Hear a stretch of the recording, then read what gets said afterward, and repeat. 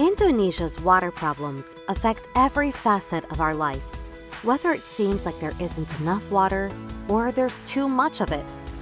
Water sources are polluted, and more than a third of our rivers are low on water all year round, and floods are now a fact of life.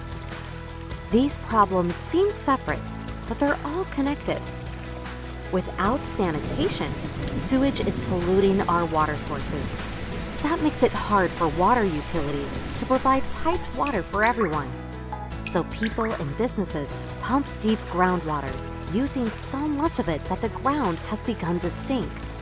This makes flooding much worse, devastating our cities, our communities, and our homes. In the first 3 months of 2020, floods in Greater Jakarta killed 66 people, forced 400,000 from their homes, and cost $370 million. In some places, the floodwater was 6 meters deep. Water doesn't just affect all of us when it's flooding our streets or when we drink or bathe. It affects how well our cities work, how our streets look, and how we get around. Water impacts the environment we live in, our homes, our health, and our economy. Since urban water issues are interconnected, the solutions should be too. That's the thinking behind an approach called integrated urban water management. An approach where the solution for water issues is not a standalone project, but a concerted effort of several actions together, taking into account impacts and co-benefits across actions. This concept can be elaborated as follows. The inner circles are the main elements of urban water cycles, while the outer ones are urban sectors that affects and are affected by the components in the inner circles.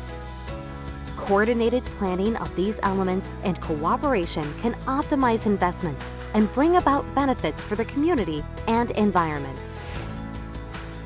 Due to its fundamental concept, integrated urban water management brings people together from different sectors and different levels of government. It's about working together to solve multiple water issues at the same time. And it focuses on how to better use the resources we have, like encouraging people to conserve water and making sure that water treatment plants are working at full capacity. All of this is done by doing concerted effort of several actions in the same time, so each one will give benefits to the others significantly. This is different from the more traditional approach, where the solution is mostly done by adding more facilities with narrow scope, thus require greater funding and resources to implement. Cities in Indonesia are already acting on these ideas. When the largest spring in Kabupaten Bogor was running out of water and floods were getting worse, the government worked with the local water utility. Together, they built drains and wells that reduced flood risk and refreshed the groundwater. In Kartamantul, 3 municipalities are cooperating on water and sanitation. They share a water treatment plant, a landfill, and a waste treatment center. Now, more than twice as many houses are connected to the sewer system as before. At Malang, the municipal waterworks is experiencing a high energy expenditure and non-revenue water. An integrated urban water management-based intervention successfully reduced that rate, all while making the waterworks able to provide 24/7 service, expanding its user coverage and saving millions of dollars. Integrated urban water management is for everyone. Any city, no matter what its size or resources, can start by gathering data, identifying priority actions, developing a plan, and finding sources of funding. Once a project has begun, whether it's big or small, cities can monitor how it's working and adapt.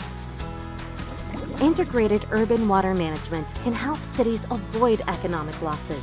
It can make our water supply more reliable, our environment cleaner, and our cities safer from floods. Water connects us all. So let's work together for a water-secure Indonesia.